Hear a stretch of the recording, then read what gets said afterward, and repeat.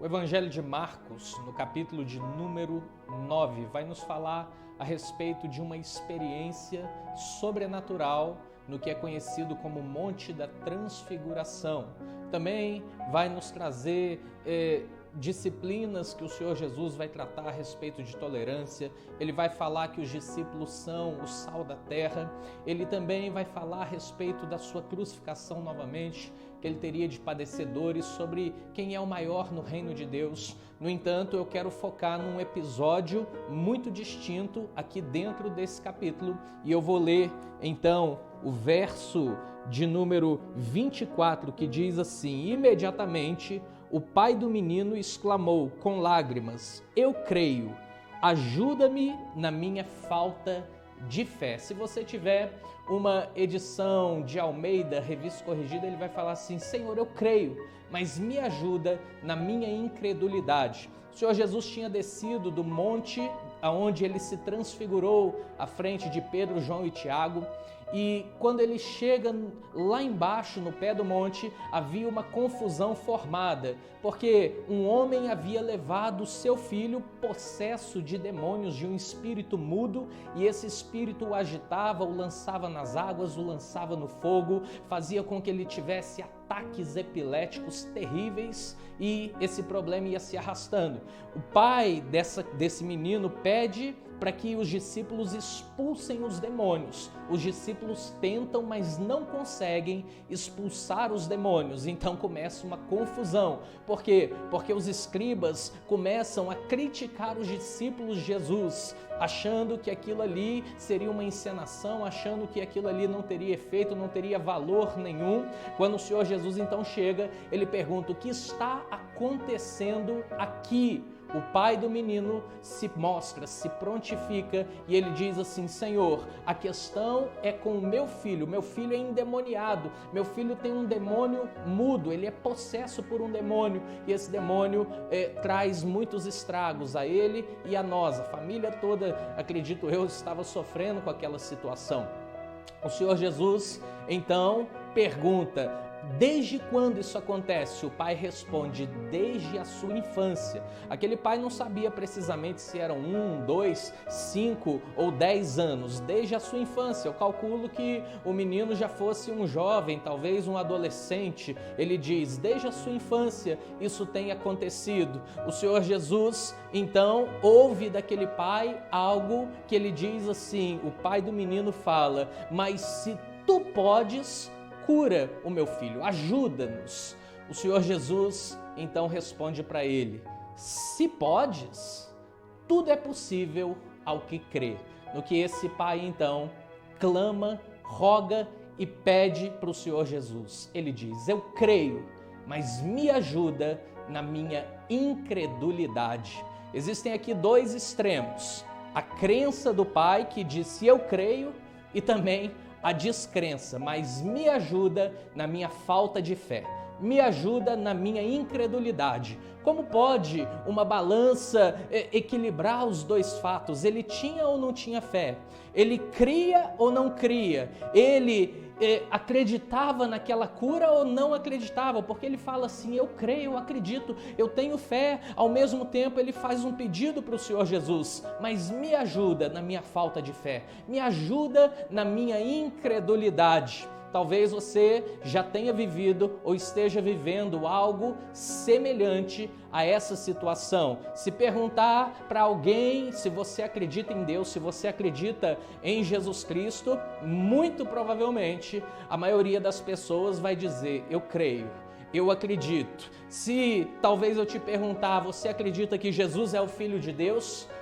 Provavelmente ou possivelmente a sua resposta vai ser: sim, eu acredito. No entanto, a nossa fé vai esvaecendo à medida com que nós enfrentamos problemas da vida corriqueira. Aquele pai, imagine você, já tinha algum tempo, já tinha alguns anos que se arrastava essa situação. Eu imagino um pai olhando para o seu filho sem capacidade de arrancar aquele espírito maligno. Ele sabia que era um espírito maligno, ele sabia que era um demônio, ele sabia que a caduquice do filho, os ataques epiléticos, a mudez ou mesmo a agressividade não vinha vinha da própria criança ou do próprio jovem, vinha de um espírito maligno. No entanto, ele se via ali totalmente ineficiente, totalmente sem força, totalmente inoperante naquela situação. Ele não tinha o que fazer. Imagine, para piorar a situação, ele procura os discípulos de Jesus, porque Jesus já havia dado autoridade para os discípulos expulsarem demônios. No entanto, quando os discípulos tentam expulsar aqueles demônios, o demônio não sai, nada acontece, a situação fica na mesma. Aquele pai então vai endurecendo seu coração, aquele pai vai entrando em desesperança, ele vai perdendo a fé.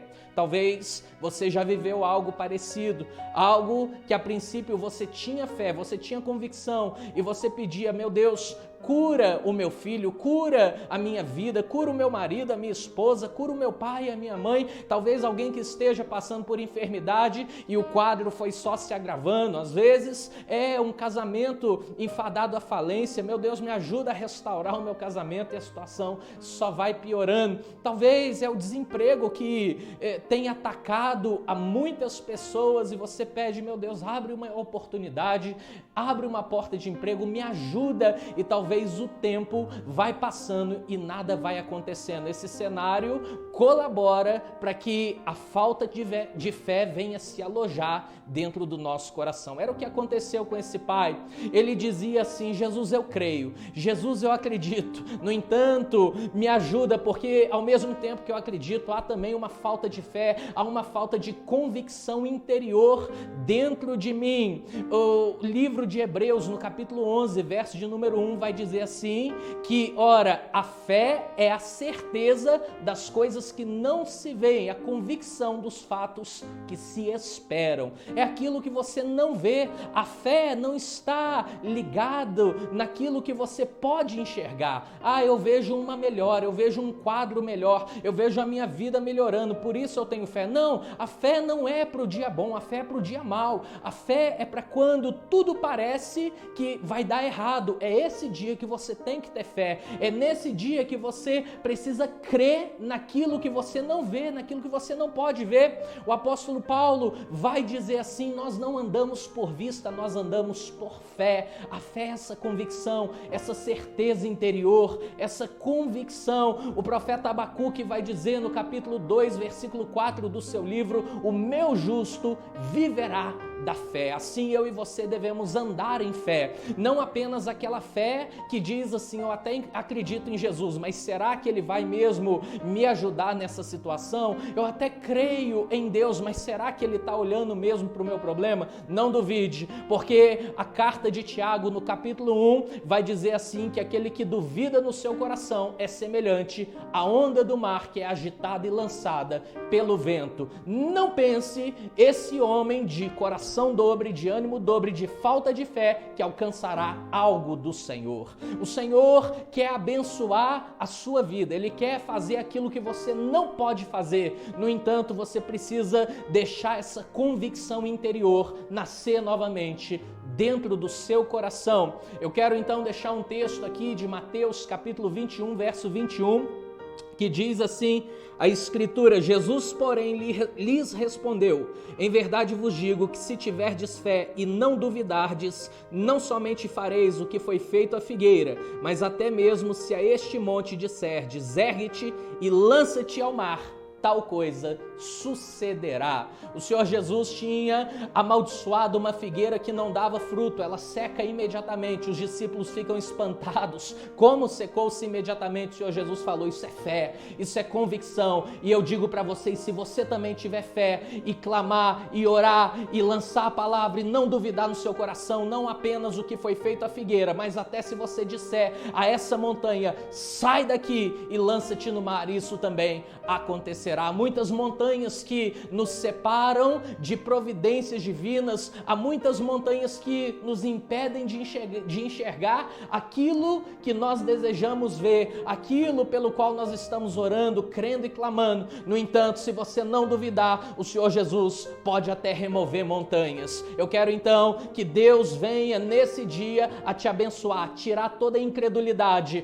que você nesse dia faça como o pai desse garoto e diga assim: Senhor, eu creio, mas me ajuda na minha falta de fé. O Senhor Jesus então vai tirar toda a semente de incredulidade no seu coração e pela fé você vai começar a remover montanhas. Eu espero que Deus te abençoe, que Deus te ajude nesse processo, que Deus te dê convicções, clareza, até mesmo daquilo que você não vê, porque o que você não vê e espera, isso é fé. Que o Senhor te enche de fé, que Ele te abençoe e te guarde. Shalom!